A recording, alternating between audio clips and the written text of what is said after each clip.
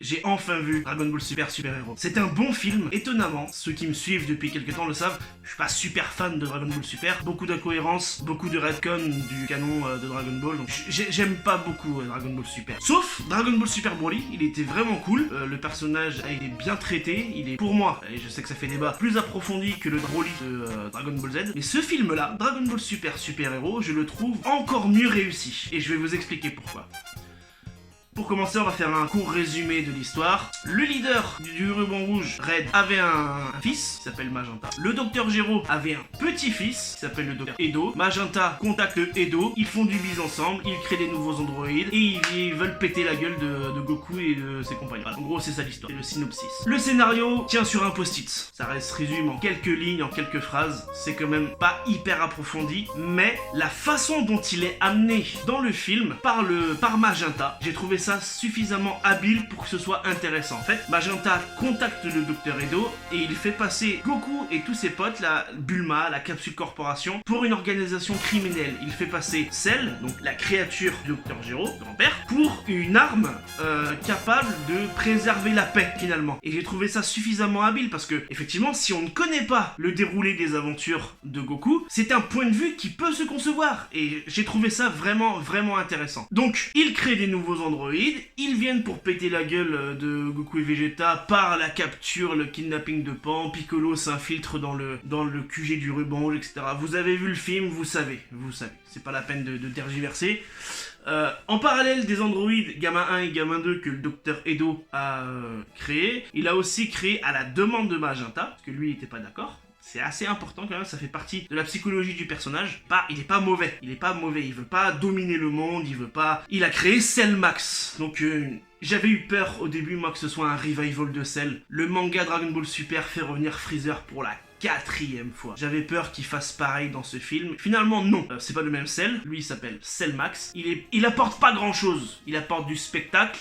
Il apporte une raison pour les différents protagonistes de s'allier, parce qu'a priori, il est super puissant, il détruit tout. J'ai pas tout le temps aimé la façon dont il a été traité, ce Cell Max. Quand il apparaît, on voit que c'est une créature enragée, déchaînée, qui détruit tout et tout machin. Et d'un coup, il est capable de se téléporter derrière Gohan, de lui mettre un coup, donc de faire preuve de subtilité, de ruse. Et l'instant d'après, il redevient ce monstre assoiffé de destruction qui pète tout, etc. J'ai trouvé ça un peu contradictoire, la façon dont ils avaient fait combattre ce personnage. Mais bon, c'est vraiment du chipotage. Visuellement, le film est très réussi. Au début, dans les premières minutes du film, il y a des décors, les personnages sont en voiture et tout machin. C'est un peu moche.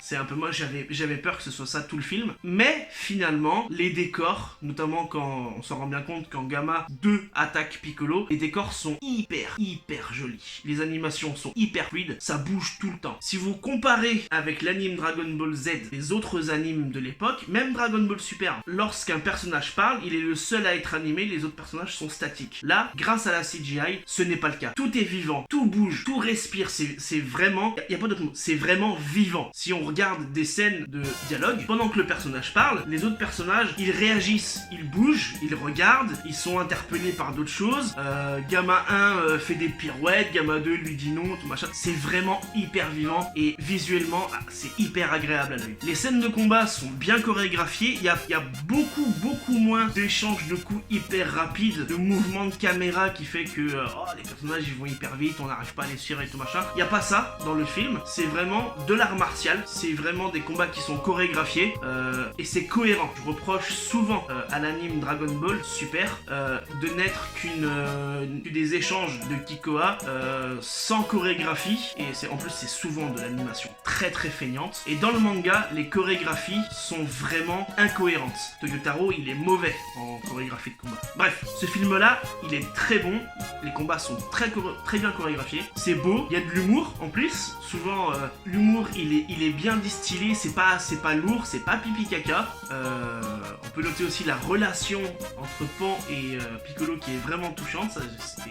vraiment mignon, mais il n'est pas exempt de défauts. Il y a 2-3 incohérences du style Magenta qui montre une vidéo de Mirai Trunks en train de tuer Freezer, et personne à ce moment-là. Il montre des vidéos de Gohan en train de parler à Piccolo, il y avait personne à ce moment-là non plus. Gohan qui dit que les Saiyans restent petits très longtemps et après ils ont une poussée de croissance, c'est faux, parce que lui-même ne l'a pas vécu. Goku l'a vécu un peu, qu'à 12-14 ans il était vraiment tout petit, après il a grandi, et Gohan c'était pas le cas. Ça c'était pour justifier que Goten et Trunks ont enfin grandi. Ça marche pas de ouf. La maladresse de Gohan. Gohan est maladroit, Gohan ne voit plus rien lorsqu'il n'est pas transformé.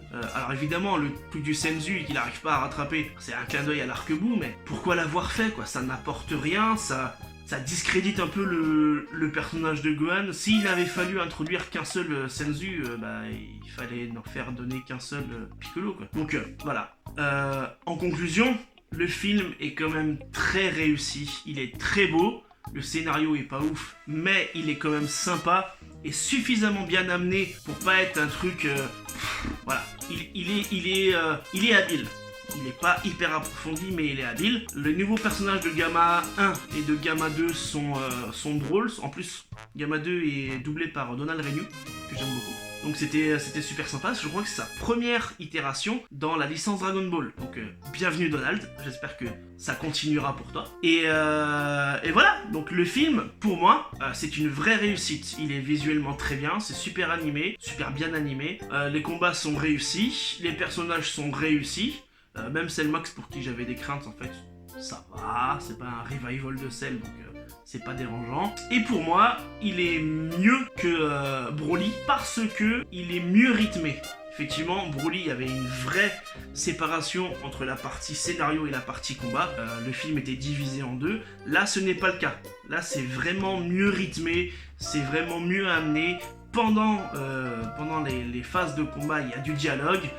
Les personnages évoluent et voilà. Donc c'était ma petite review du film Dragon Ball Super Super Hero.